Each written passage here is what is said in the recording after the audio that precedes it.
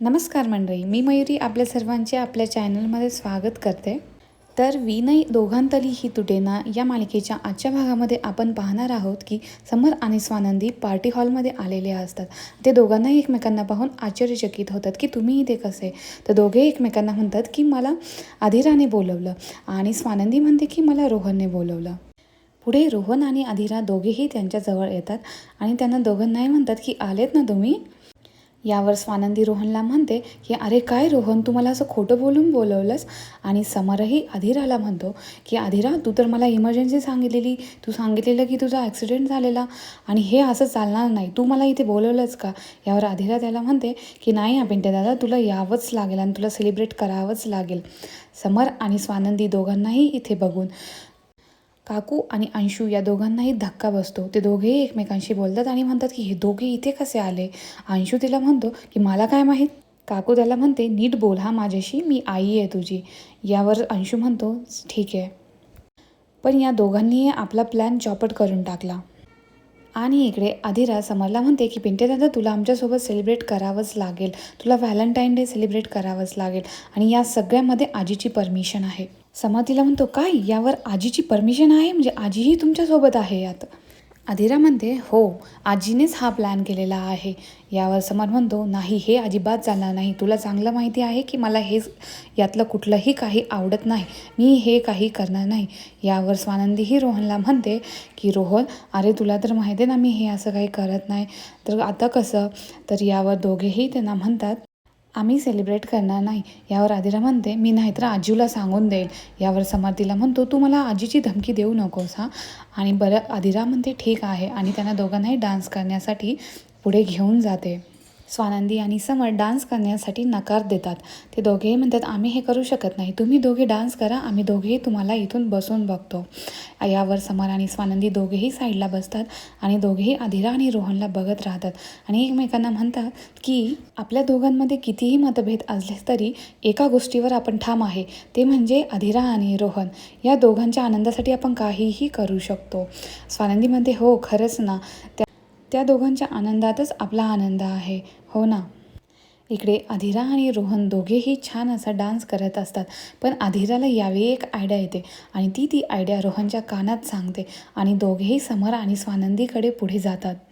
आणि अधिरा अनाऊन्स करते की सर्वांनी इकडे लक्ष द्या, आता पिंट्या दादा तू तुझ्या गुडघ्यांवर बस आणि नंदुताईला प्रपोज कर. यावर समर म्हणतो अजिबात जमणार नाही. अधिरा त्याला म्हणते बघ मी नाही तर आजीला सांगेन. समर म्हणतो मला सारखी सारखी आजीची धमकी देऊ नको. नंतर समर प्रपोज करण्यासाठी तयार होतो. तो गुडघ्यांवरती बसतो. अधिरा त्याला गुलाब देते पण तो त्यातील पिवळा गुलाब घेतो आणि तो स्वानंदीला देतो. स्वानंदीला म्हणतो की हॅपी फ्रेंडशिप डे. स्वानंदीही त्याला आनंदाने म्हणते happy friendship day to you. पुढे अधिरा आणि रोहन एवढ्यावरच थांबत नाही, तर ते समर आणि स्वानंदीला म्हणतात की आता तुम्ही दोघांनीही डान्स करायचा आहे. यावर दोघेही नकार देतात पण दोघांसाठीही ते तयार होतात. यावर समर आणि स्वानंदी छान असा रोमॅन्टिक डान्स करतात. दोघांमध्ये छान अशा मुवमेंटही होतात. ते दोघेही मन धागा धागा जोडते नवा या सॉन्गवरती छान असा डान्स करतात. यावर स्वानंदीही खूप आनंदी असते आणि सर्वजण आनंदी असतात दोघांना बघून. परंतु इकडे अंशू आणि काकू या दोघांनाही हे सर्व काही बघवतच नाही. अंशू म्हणते हे दोघे कुठे मध्येच आले, कुठे आपल्याला अधिरा आणि रोहनचा व्हॅलेंटाईन डे स्पॉईल करायचा होता. तर दोघांनाही कळतच नाही काय करावं, दोघेही डिस्टर्ब असतात. तर यावर काकू एक नवीन प्लॅन शिजवते. काकू कुणाला तरी फोन लावत बसते. आता म्हणते की आपल्याला जे काही करायचे ते जपून करावं लागेल. अंशूला म्हणते कारण आता इथे समर आलेला आहे, आपल्याला खूप अलर्ट राहावं लागेल. आणि इकडे अधिरा आणि रोहनही एन्जॉय करत असतात. रोहनमध्येच अधिराला म्हणतो अधिरा तू मला व्हॅलेंटाईन डेला खूप सगळे गिफ्ट्स दिलेले आहे, पण माझ्याकडून तुला हे एक छोटंसं गिफ्ट, मला माहिती आहे ते खूप महाग नाही आहे पण मी तुझ्यासाठी खूप प्रेमाने आणलं आहे. यावर अधिरा इमोशनल होते आणि रोहन तिला गिफ्ट देतो. ते गिफ्ट बघताच अधिरा खूप खुश होते. अधिरा म्हणते वाव, एवढं सुंदर गिफ्ट तू माझ्यासाठी आणलं आहे, आय लव्ह इट. आणि दोघेही खूप खुश असतात. अधिरा आणि रोहन दोघेही पुढे डान्स करतात. दोघेही एकमेकांमध्ये मग्न असतात आणि त्या दोघांनाही बघून समर आणि स्वानंदीलाही खूप आनंद होतो. दोघे छान असा डान्स करतात आणि इकडे काकूला मात्र ते काही बघवतच नाही. काकूनं ज्या मुलीला कॉल केला होता त्या मुलीला फोनवरून बोलवून घेते आणि तिला म्हणते की हे सगळं काम झालं पाहिजे आणि काम झाल्यावर इथून पटकन निघून जायचं. नंतर पुढे समर स्वानंदीला म्हणतो की बघा ना, हे दोघेही किती खुश आहेत आणि त्यांच्यामुळेच आपण दोघेही एकत्र आलो. स्वानंदी म्हणते हां. समर म्हणतो एकत्र आलो म्हणजे आपण दोघेही छान असे फ्रेंड्स झालो इथे आणि आपल्या दोघांनाही थोडा वेळ मिळाला. शेवटी तर आपण नवरा बायकोच आहेत. स्वानंदी म्हणते हो खरंच ना. नंतर समर तिला म्हणतो की मला तुमच्याशी काही बोलायचं आहे, परंतु स्वानंदीला त्याचा आवाजच येत नाही कारण हॉलमधील आवाज हा खूप जास्त असतो. यावर समर म्हणतो की चला आपण बाहेर जाऊया आणि दोघेही बाहेर जातात तिथून. इकडे मल्लिकाने प्लॅन केल्याप्रमाणे एका मुलीला रोहन आधिरा जिथे डान्स करत असतात तर तिथे पाठवते आणि ती मुलगी तिथे जाऊन काहूर करते. तिथे म्हणते की अरे असं कसं, तुम्ही मला धक्का का दिला, असं हे रोहनला म्हणते. रोहन म्हणतो नाही मी धक्का तर नाही दिला आणि चुकून लागलाही असेल. मग ती मुलगी जरा जास्तच रिॲक्ट करते. अशा लोकांची लायकी नसते तरी पण इथे येतात आणि काय गं, याचं बिल तर तूच भरणार होती ना, अशा लोकांना काय इथे येऊच दिलं नाही पाहिजे. मॅनेजर मॅनेजर म्हणून ओरडते. यावर मॅनेजरही त्याच्या स्टाफला म्हणतो की जाऊ दे, याच्यामध्ये आपण पडायला नको. यावर आधिरा तिला म्हणते की हे बघा, तुम्ही असं बोलू शकत नाही, हा माझा नवरा आहे. आणि यावर काकू हे सगळं काही बघतच असते.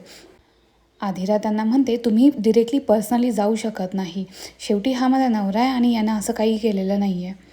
तेथील सर्व लोक आधिरा आणि रोहनवरती भडकतात आणि त्यांना म्हणतात की यांना बाहेर काढा इथून पहिले.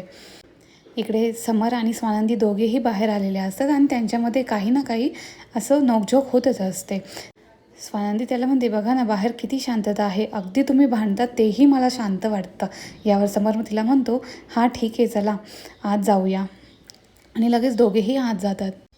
इकडे आधिरा आतील सर्व लोकांशी भांडत असते. त्यांना म्हणत असते शटअप, तुम्ही हे असं बोलू शकत नाही. यावर रोहन आधिरावरच चिडतो. तिला म्हणतो आधिरा तू हे बघ, तू शांत राहा. मी तुला म्हणत होतो की आपण अशा ठिकाणी नको यायला.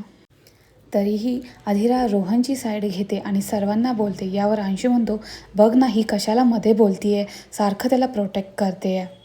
मल्लिका त्याला म्हणते करू दे, करून करून केव्हा प्रोटेक्ट करेल.